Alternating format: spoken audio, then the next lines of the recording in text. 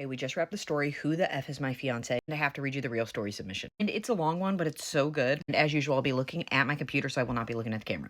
Hello, Cassie. My name is Rosie. It's a nickname and not close to my legal name, so you can use it for the story, but everyone else's names have been changed. I just want to start by saying I'm a huge fan, loving all the stories and wedding stuff you shared. That's actually how I found you when I was wedding planning in 2023 for my wedding to my now husband. This story is not about him, but about 12 years earlier when I was 20 years old, unsure of myself, and engaged to a cult leader's son. I know, it sounds like an episode of TLC.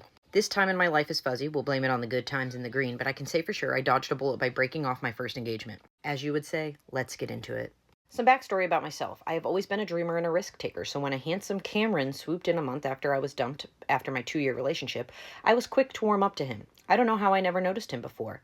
He ended up being in several of my classes and always at the library, which is where I was a lot. I'm not the sharpest crayon in the box. Spoiler alert, he wasn't even a student at my school. He was just pretending.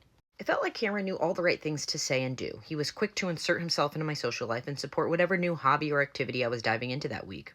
Never complaining, never fighting, just love and kindness. I should have known it was too good to be true, or that he literally spent no time away from me. About 8 months into our relationship, we took a surprise trip to the mountains and he proposed. I was shocked. We had never talked about marriage, but I was in love and I was eager to pursue the next step. I was a little taken back that he hadn't talked to my parents prior, but the times have changed, I guess, and it didn't seem like that big of a deal. We were both set to graduate in the spring and had our whole lives in front of us. It was hard for my parents to be supportive, but they just wanted me to be happy. My parents had met Cameron a handful of times, but I had never met his family, and he didn't talk about them that much, just that his family was large and involved in the community.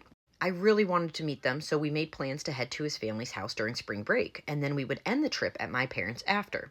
Mind you, there's about a 5.5 hour drive between the two locations. Cam was driving, so I really had no idea where we were headed, just that it was in Montana, a state away. And I didn't share the address with anyone. I never thought it would be an issue. However, my naive attitude was a recipe for disaster, because we pulled up to a giant property with a house and lots of people farming and walking around.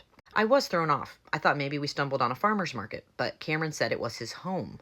I also clocked in that very moment that there were 0 bars of service on my phone. I wanted to text my parents and let them know that we made it safe, but I never got around to it. The first day we were there felt like a dream. Everyone was so welcoming and kind, almost like a utopia. The food was great. Growing at the house, his mother Lori was so happy to have me there, and everyone was treating me like royalty.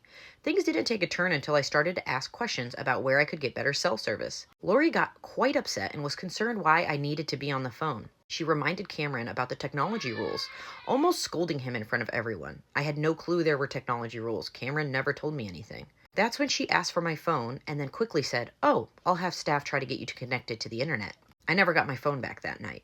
The next day I woke up. Things felt weird, almost as if I was getting a nudge from someone to leave and get out. A gut feeling, I guess. But I was blind to see the issues that were right in front of me and was trying to put on a good show for my fiancé and his family that I was meeting for the first time. One of the workers had dropped off our clothes for the week. They were gray linen scrubs. Lori said this was brand new. They were implementing it for family and staff, so they could all feel like one again. Weird, again, but I was trying to be open to Cameron's lifestyle. He was never judgmental about anything that I did. I started asking questions about the staff, and Lori did not like that. She was quick to defend herself, that the staff are volunteer-based, they can leave at any time, but she was helping them to get back on their feet and improve their lives, and they wanted to be there.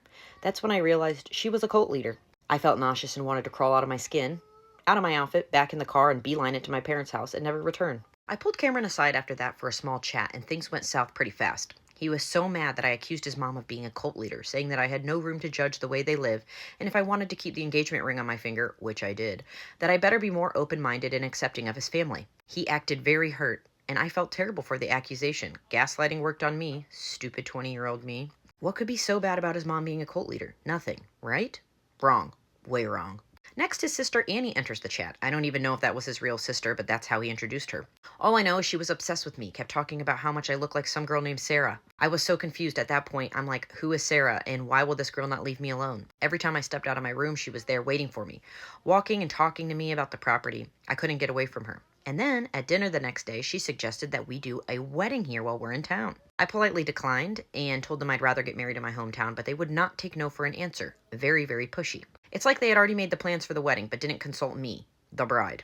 I felt in that moment that I was just a puzzle piece that fit into their master plan. It could be any body, and for me, that body was just me for the time being. I excused myself early from dinner and retreated to our room where I went to call my mom to pick me up, and I realized that I still had not gotten my phone back from the day before. I went to leave the room, and Cameron was walking in. He was acting so concerned for me, hearing me complain about how I didn't want to get married at his family house.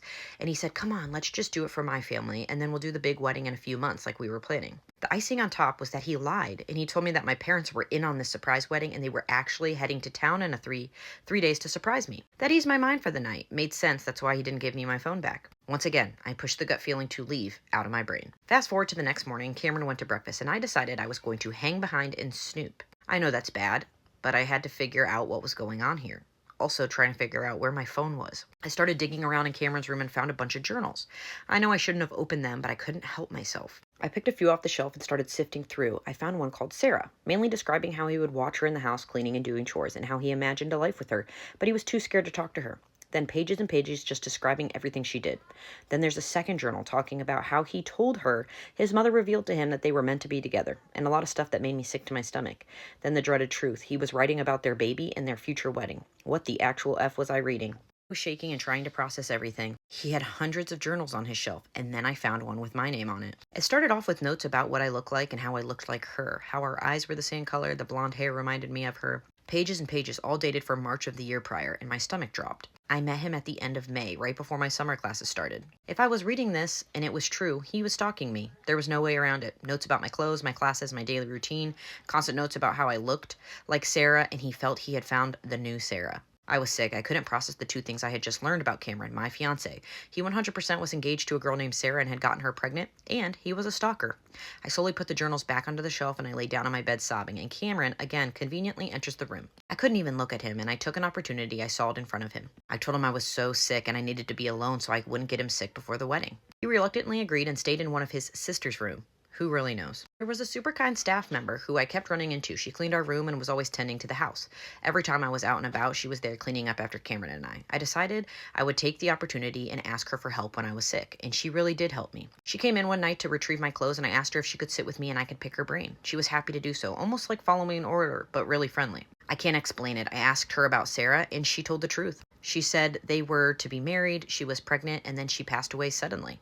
Then I asked her about when she learned about me, and she said that they started hearing my name 1 month after. I was silent. She asked if she did anything wrong, and I said, of course not. I explained how I was feeling and how I wanted to leave. She didn't say much, but she did say that she would do whatever was needed to help me leave if that's what I wanted. I asked if she wanted to leave with me multiple times, but she said no, she loved it there, and Lori helped her save her life. I tried multiple times, but her stance didn't change. She told me she could take my place at night. We could swap places, and when I walked to the tents, to just keep walking past them to the road, take a right, and keep walking.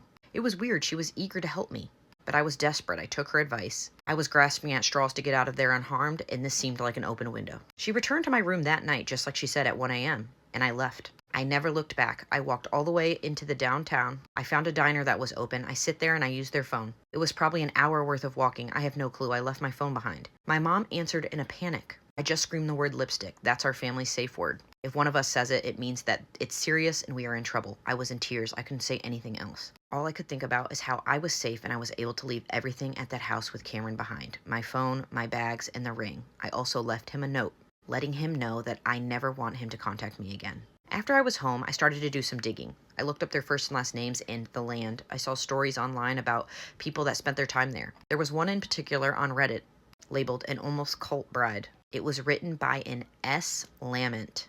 I'd like to pretend that that was Sarah, but I can never be certain. I did pursue legal action. The local authorities were aware of the organization, but no harm had been done to me, physically, and people could leave at their own free will, so they would not shut it down. I did get a restraining order filed against Cameron. I hope to never see his face again. I shared where I could about him, his family, and what was going on at the land. A warning, I guess. Sorry to trauma dump on you, but I figured it's wedding related and surely dramatic. It's bound to entertain your audience. Feel free to use it. Boy, oh boy, that was the story. When I read that, I was reading it like a thriller book almost. So good. Thank you for submitting the story, and I hope you guys enjoyed it.